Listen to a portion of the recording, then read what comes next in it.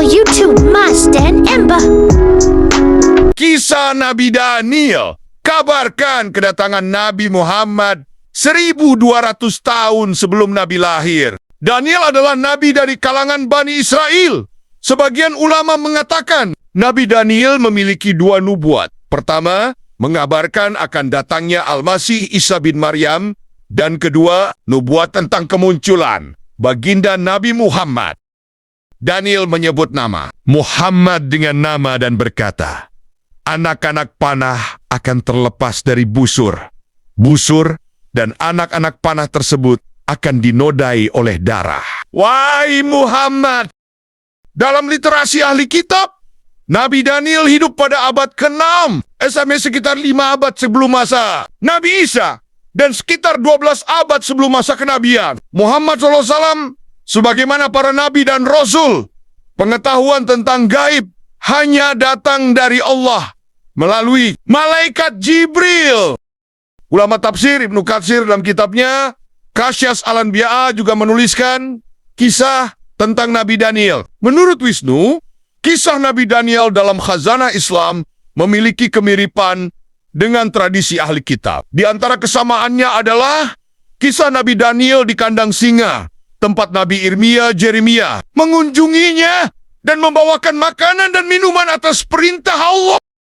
Selain itu, terdapat peristiwa bersejarah dari generasi sahabat terkait Nabi Daniel ini. Salah satunya ditemukannya jasad beliau yang masih utuh di sebuah wilayah dekat kota Hormuzan. Hormuz saat ini di provinsi Hormozgan, Iran bagian selatan. Abu Musa Al-Ansari yang berada di tengah pasukan muslim melaporkan kepada Khalifah Umar bin Khattab di Madinah melalui sepucuk surat. Setelah menerima dan membacanya, Umar membalas surat itu dan berkata, ia adalah salah seorang dari para nabi. Api tidak memakan jasad para nabi, dan bumi juga tidak memakan jasad para nabi. Ibnu Katsir kembali menegaskan bahwa jasad yang ditemukan kaum muslimin saat ekspedisi militer ke Persia tersebut adalah jasad Nabi Daniel. Sementara itu, Imam Al-Baihaqi mengatakan dalam Dolfil Nubuah bahwa Abu Aliyah beserta kaum muslimin lain menggali lubang kubur di tengah sungai dengan cara membendung airnya. Lalu di kala malam mereka menguburkan jasad Nabi Daniel di salah satu liang-liang lahat yang digali itu.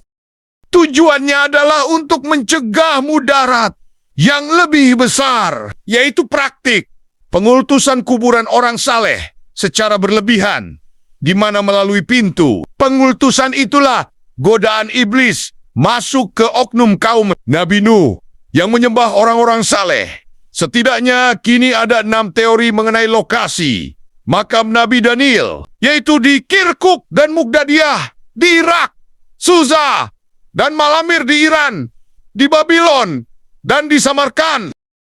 Teori lokasi makam yang paling masyhur adalah di Susa. Memang, jika dilihat dari peta, menurut Wisnu, Susa dekat dengan kota Hormuzan, tempat kaum muslimin menguburkan jasad Nabi Daniel, sebagaimana dalam sumber Islam. Namun demikian, Susa ada di provinsi Khuzestan, sementara Hormuz ada di provinsi Hormuzgan. Jarak yang terpaut antara keduanya adalah 1.300 kilometer. Ujar Wisnu yang mengingatkan bahwa Nabi Daniel adalah nabi dari kalangan Bani Israel.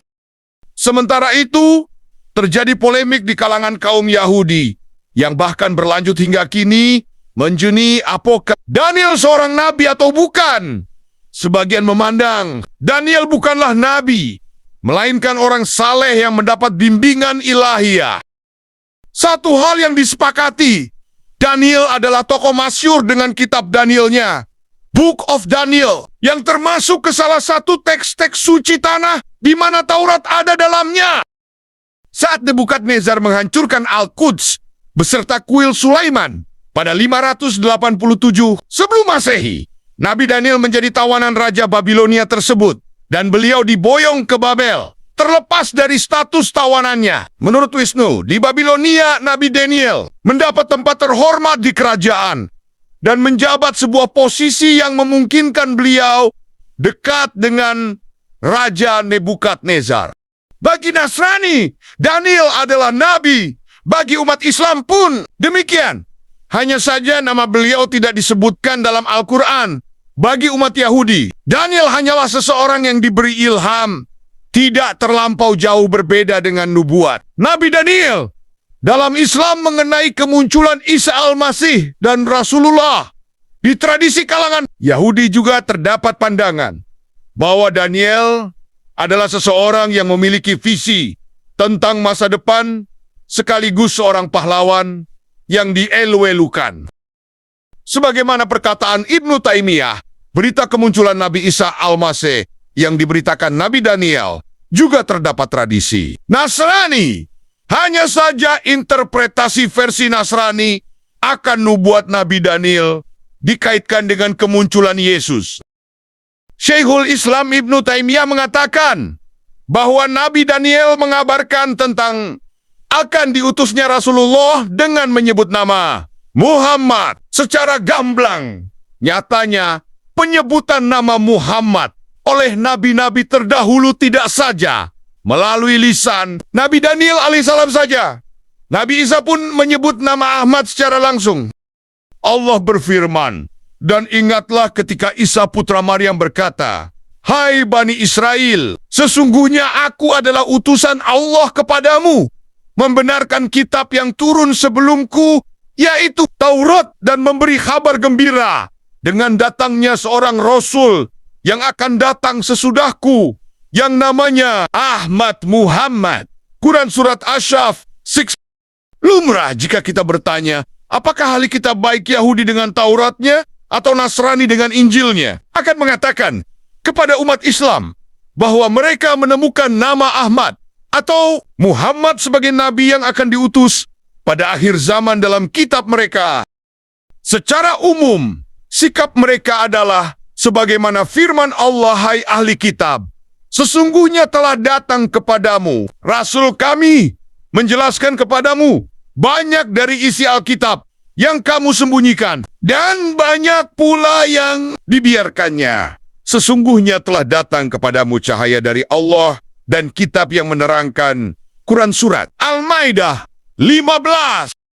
Di atas semua itu, The Book of Daniel memang diakui bagi kebanyakan ahli kitab sebagai sumber berharga yang mengabarkan berita dari masa depan, dimulai sejak abad ke-6 sebelum Masehi hingga hari kiamat. Itulah kisah Nabi Daniel yang mengabarkan kedatangan Nabi Muhammad 1200 tahun sebelum Nabi lahir. Terima kasih sudah menonton. Semoga video ini bermanfaat. Subscribe, like, share, dan komen